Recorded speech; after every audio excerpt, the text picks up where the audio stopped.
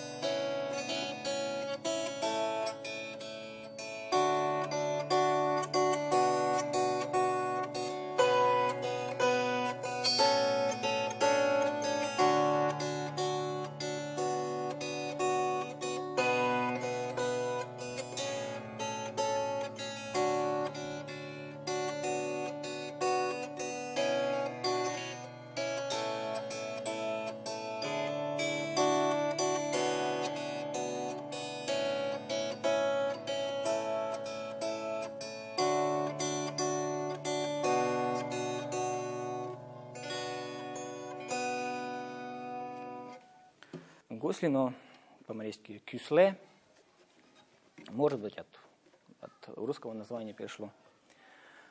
Да, характерен для многих народов. Опять же, этот инструмент чуть-чуть реконструированный. Раньше он был более глубокий, как удмуртский крещ. Инструмент ритуальный, то есть и на нем и сейчас до сих пор играют в рощах на молениях.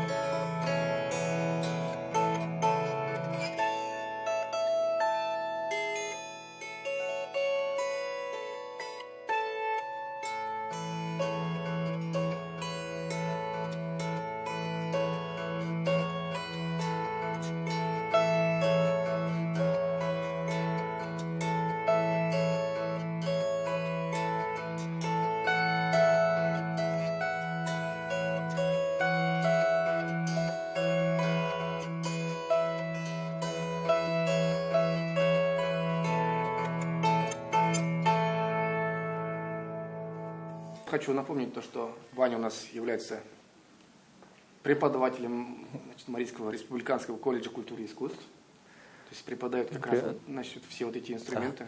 Народные духовые. Народные духовые, да. И также артист оркестра, ансамбля песни и танца Мариэл. В общем, творческий человек. Также хочу сказать, что у него вообще семья очень такая знаменитая в Мариэл. То есть именно тоже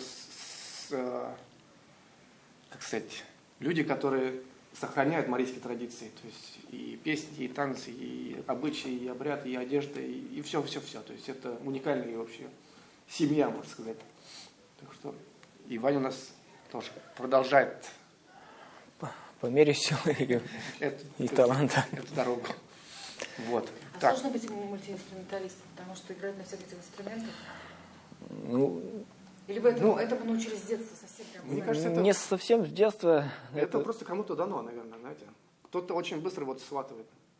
То есть кто-то, не знаю, может быть, там на картошке сыграть, как грубо говоря, да. То есть кому-то это дано. То есть ноты можно вывести там из какой-нибудь палки даже, может, да.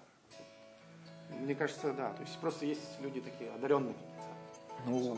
Разумеется, надо заниматься. Да, и, конечно, надо заниматься. То есть, не просто так. Одну-две ноты это не дело. Мне тоже. Да, так что в любом случае надо заниматься.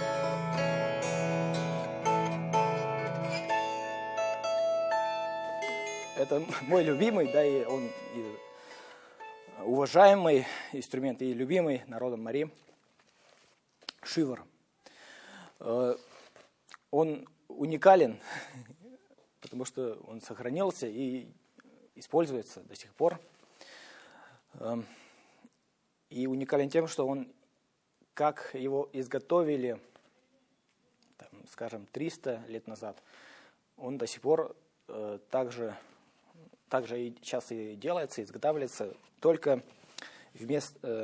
раньше вместо железных труб использовались берцовые кости журавля, аиста. И вот только вот этот материал сейчас поменяли, а во всем остальном он такой же архаичный остался. Инструмент бытовал, играли на нем на всех праздниках, особенно на свадьбах. Все свадьбы проводились под барабан, под тюмер и шивар. Из чего он изготовлен, тоже интересно. Так скажем, у него 3 части. Это раструб, чаще делался из рога, вот тут он есть, рог коровы, деревянная колодка, на нем, значит, 2 трубки, мелодическая и басовая. Вот, басовую 2, мелодические 4. И звук, откуда появляется, извлекают 2 пищика из трости. Тростника. И чтобы звук непрерывно все лился, не останавливался, используют воздушный резервуар, шивурон. Делается он из мочевого пузыря коровы. Вот и все. Очень простой, ну и очень любимый инструмент. Этот вот у меня в руках инструменту где-то 90 лет. То есть и он сохранился таким же. Его передавали. Именно этот инструмент сделал мастер, который жил через реку от моей деревни. Там. Потом он перешел к другому человеку, а тот уже передал моему папе. И он так, из рук в руки. Мастер Йогор Кугуза, его назвали дед Йогор, делал эти инструменты, продавал на базаре.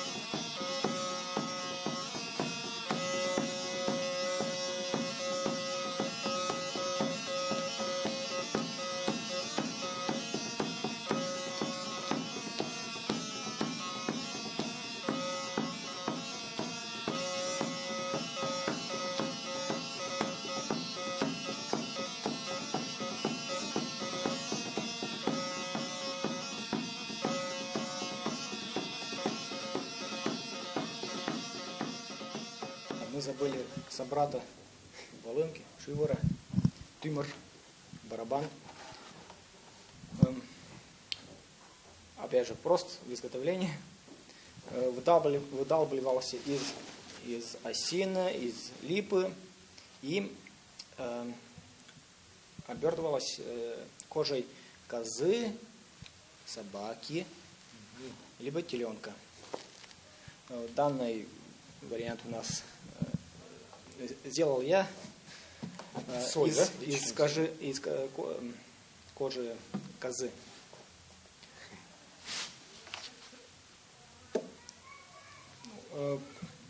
Есть еще такие варианты, когда одна сторона делалась из кожи, например,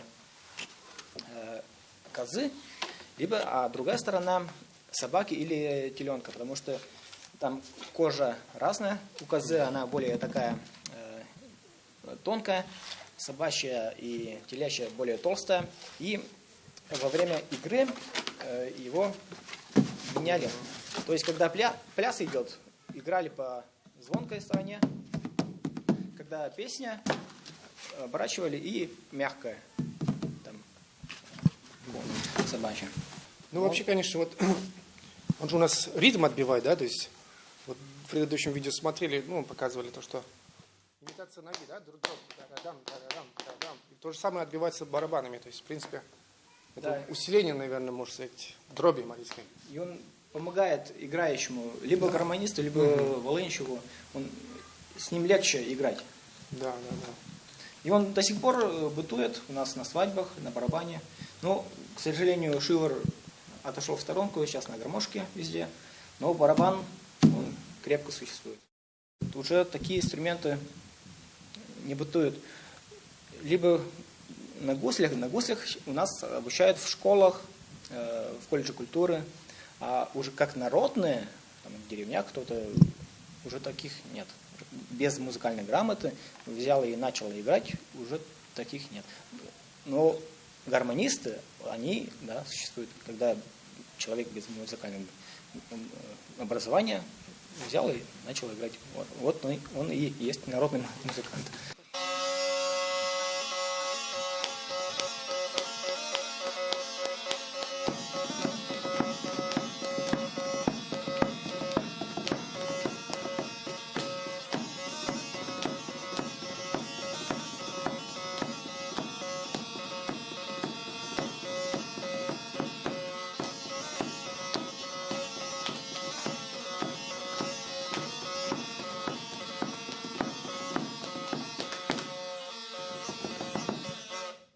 Отец у меня сам делает, изготавливает манисты, шия-шаш и пояса шия-нюшты.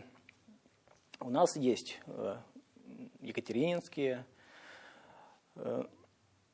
Как-то мы сумели наши бабушки сохранить и передать в нужные руки. И у нас в ансамбле, у всех из серебряных монет. Тут серебряных я не вижу.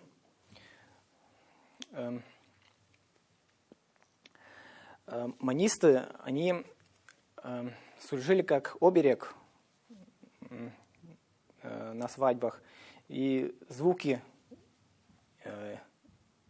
монет, они отгоняли, то есть злых духов. В Маркинском районе у них манисты больше, и еще у них на голове манисты. То есть и у них такой звук стоит на свадьбах монет. Ну да, если свадьба там из минимум 10, получается, женщин там наряженных. Да, в таких нарядах. И когда они все начинают вместе танцевать, там такой гул стоит просто. Там монеты звонкие, да, если еще серебряные, конечно, это шикарнейший будет, мне кажется, звук. И еще когда барабаны, там, гармошки, это просто... В общем, всем посоветуем побывать на марийских свадьбах, на настоящих, и узнать, что это такое.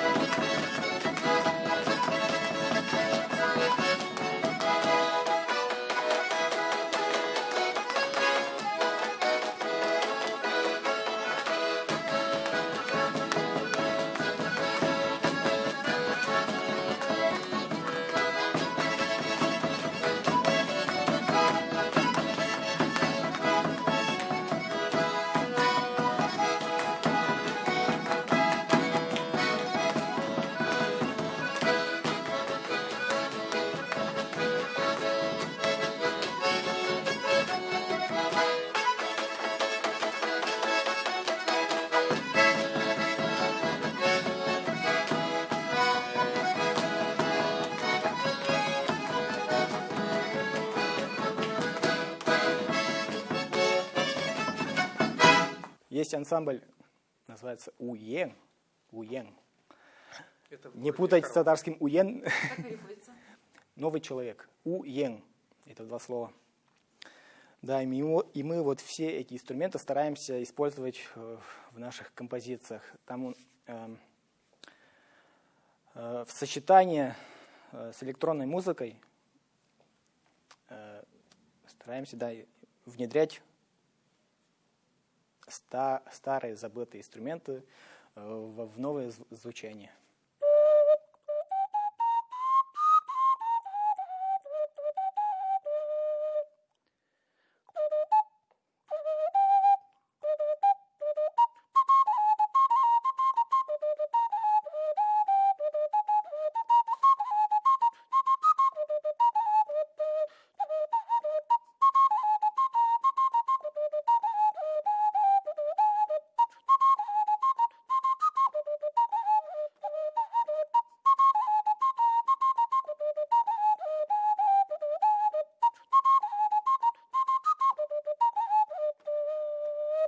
Несколько лет назад, да, получается, вот справа Ваня поехал в Эстонию на этот фестиваль «Этно-Эстония», да? То есть представлял тоже вот именно марийскую волынку.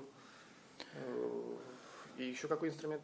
Вот И, как раз да, ковыш. Вот ковыш, да, то есть, мне кажется, кстати, европейская публика оценила эти инструменты. Вот. Позже я поехал, то есть я уже там представлял другой как бы инструмент.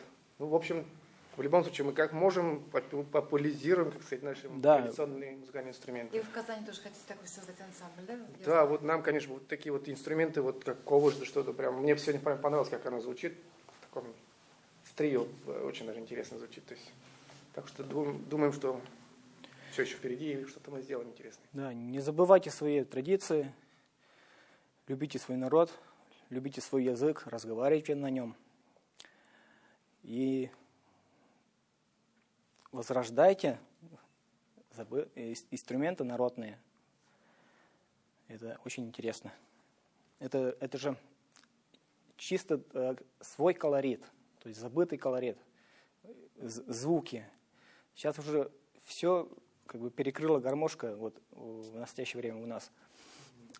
И путем вот возрождания старинных инструментов возрождаются звуки старинные. И уже